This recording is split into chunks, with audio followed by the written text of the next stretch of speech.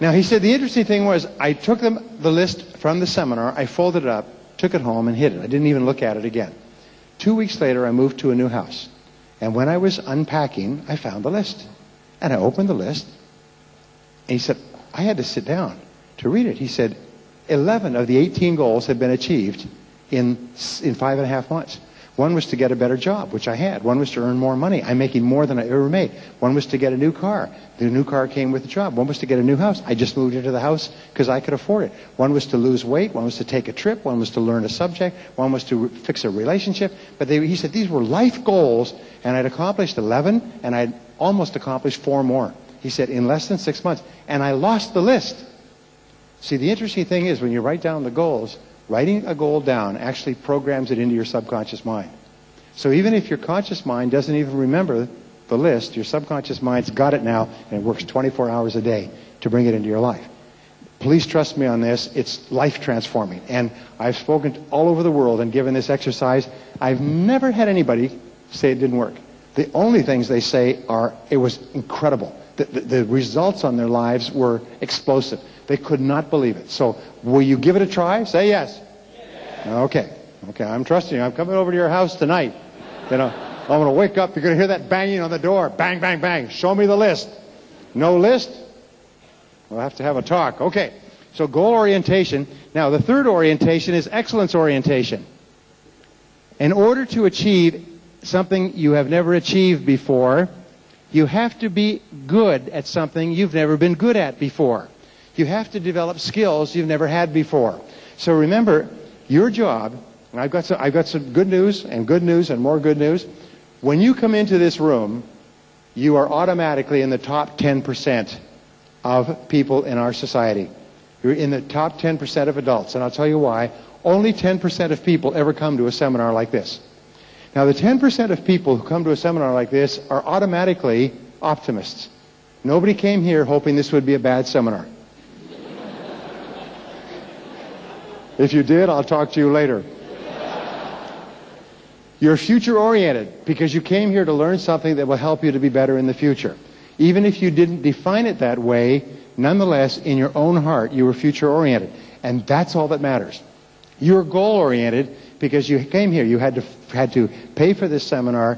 You had to turn off the television. You had to make your way down here, find a parking space, get in here. You're goal-oriented. You're aiming for a target, which means that you're already not in just the top 10%, probably in the top 3% of our population in terms of the future. Now remember, here's one of the great rules for success. It doesn't matter where you're coming from. All that really matters is where you're going. It doesn't matter where you're coming from. All that matters is where you're going. Now, your job is, now that you're in the top 10% mentally, and you've got to get there mentally before you get there financially, once you're there mentally, your job is to stay there. Now, this idea of being in the top 10% is a major idea, and let me explain it. When I was growing up, I never thought I could be in the top 10% of anything. I failed in school. I did poorly in school. I got fired from jobs. Try getting fired. I used to pump gas in a gas station. I got fired from that because I wasn't good enough. I got fired from washing dishes. Try getting fired from washing dishes. It doesn't do your self-esteem very much good. I've gotten fired from more jobs than you've had. I mean, it never dawned on me that I could be good at anything. And then I learned something that changed my life. I learned that everybody in the top 10% started where? In the bottom 10%. Everybody who's at the top and doing well was once at the bottom and doing poorly. Everybody who's at the front of the buffet line of life was once at the back of the line. Everybody who's at the top of your field was once not in your field at all. And anything that anyone else has done, you can do as well. It's almost like walking. If I said to you, I will pay you $1,000,000 Singapore dollars if you will walk from here to KL. Physically walk. Now, it doesn't matter how long you take. You can run if you want. But if you will just walk, you cannot take a ride, you have to walk. Now, if I told you, and you believe me, and the $1,000,000 was there, you double-checked, all right?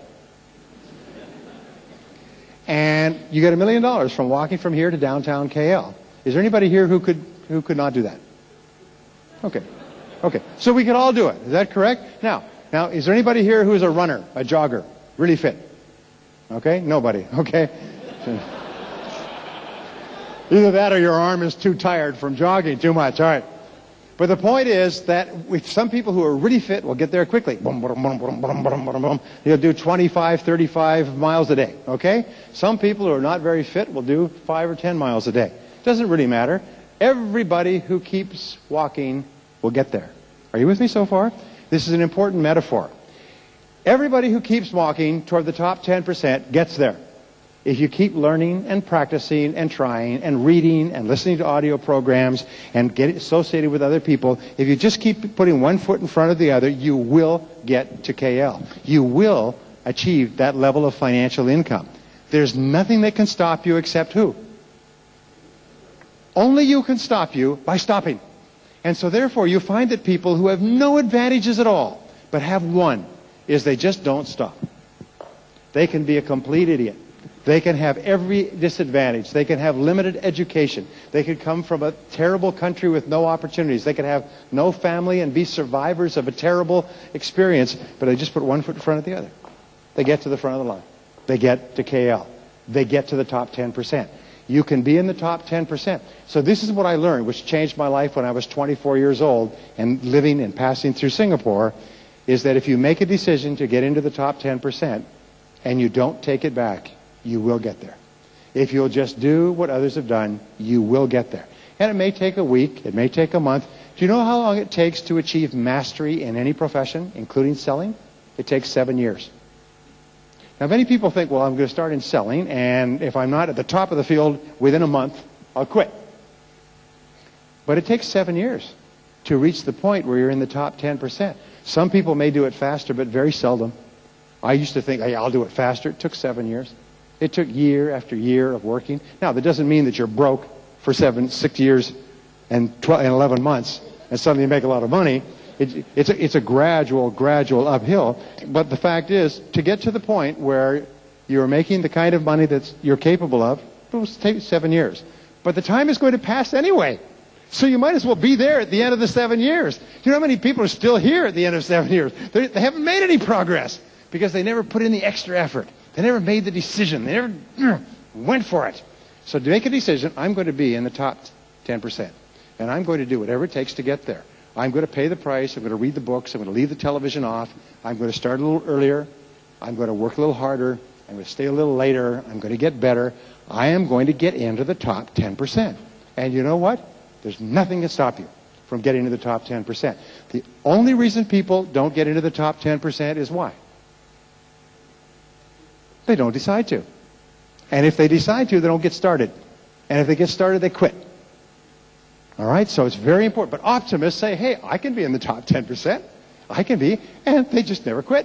They just keep on going. No matter how much criticism they get, no matter how many problems they have, get fired from their jobs, they have setbacks and difficulties, they just keep walking to KL. Just keep going. They just keep going. And they get there and people say, boy, you're sure lucky. No, you weren't.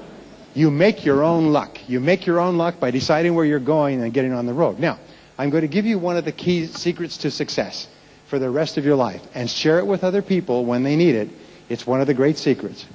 In our world, in Singapore, we get paid for results.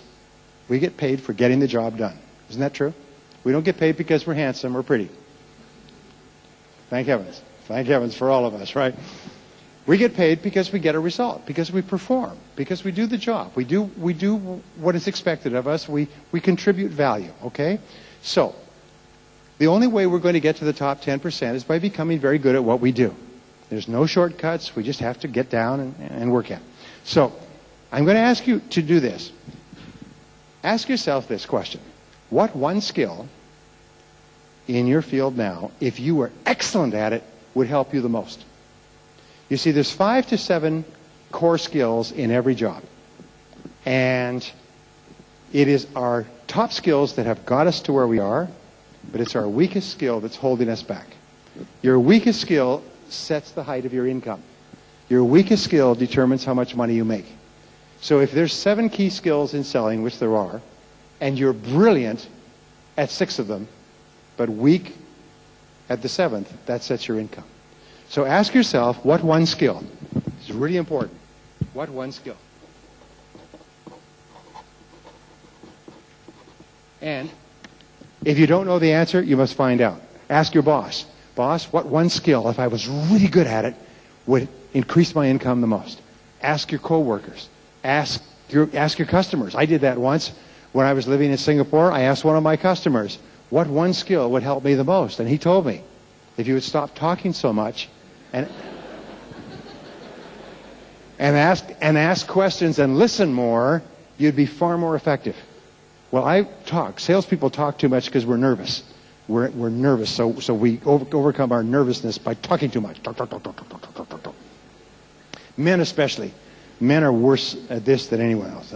So, and the reason we're in selling is because we get along well with other people. We're more social, more sociable than other people. So we'll talk. Anyway, so he said, instead of talking so much, ask more questions and listen, and you'll be more effective.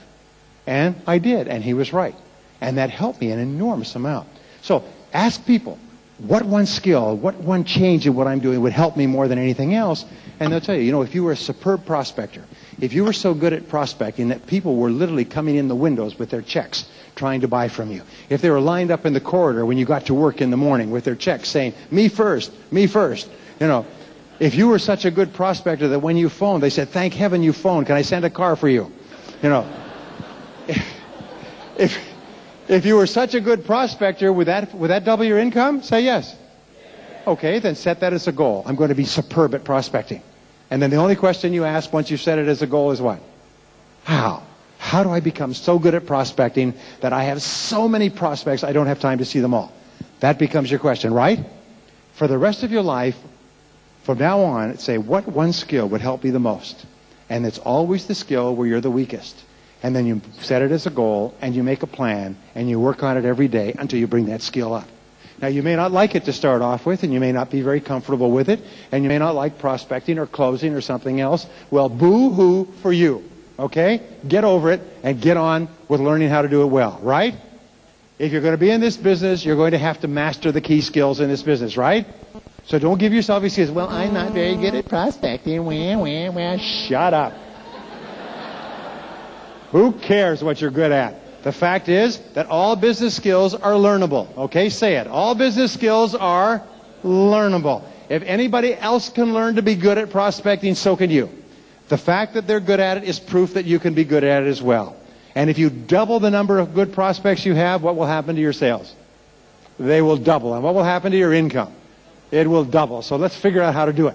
All the optimist says is, how do I do it? What's the way? How do we do it? I know it's possible because they're an optimist. You have an unrealistic expectation of success. Sometimes people think that you're smoking something on the side, because you're so positive all the time. But the fact is, anything anyone else has done, you could do. Nobody's better than you. Nobody's smarter than you. Everybody's at the top of their field that once was an idiot. Sometimes those people were at the bottom and people made fun of them and they had no success and they had nothing. Now they're up there and everybody says, ooh. Oh. Believe me, anything that anyone else has done, you can do as well. Just make a decision what it is. Be absolutely clear. And then set your future, your ideal. Set the goal to achieve the ideal. Determine the skill that you'll need. Now here's the fourth orientation. And this is really important. It's called growth orientation.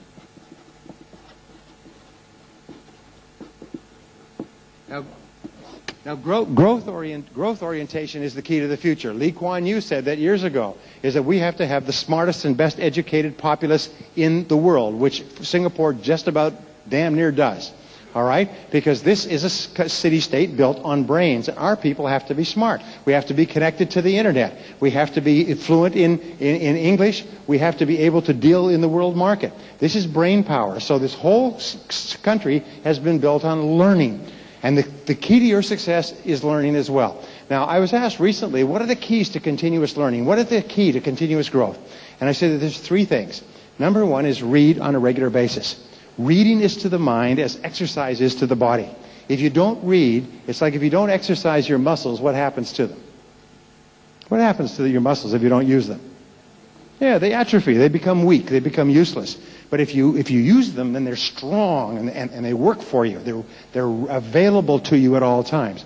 It's the same as reading. When you read, it takes total concentration. It activates more brain cells. It works out that muscles. It even amazes your mother-in-law.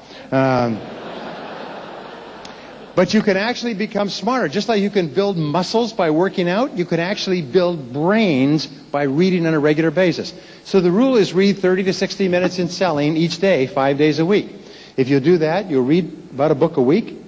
That'll translate into about 50 books a year. 50 books a year will make you one of the smartest and highest paid people in sales in your field. You'll go past everybody else in the business. I have been giving this advice since I learned it myself, and I've had people come back to me and say that it just was transforming. It was like waving a magic wand.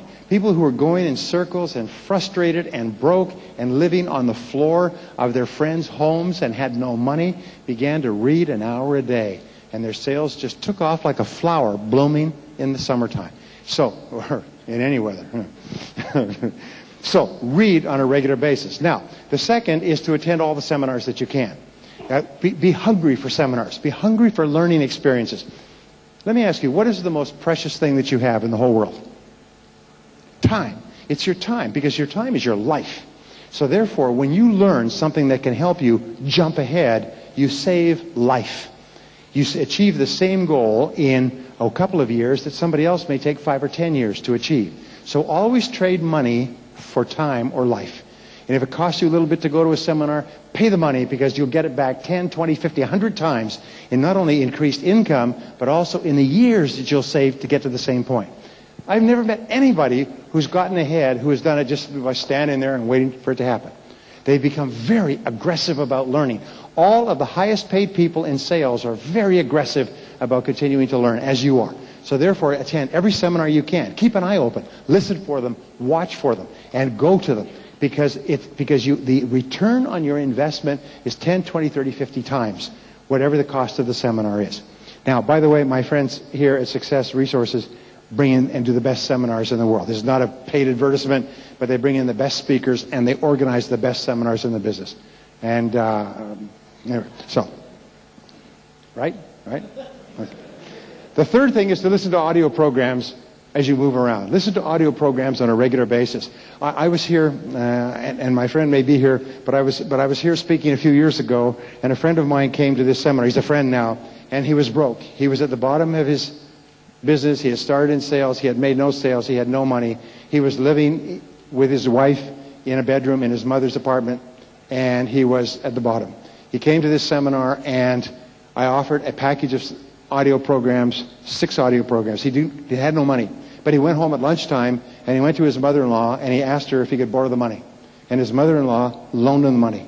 And he came back to the seminar, and he got the audio programs before they sold out, which they always do.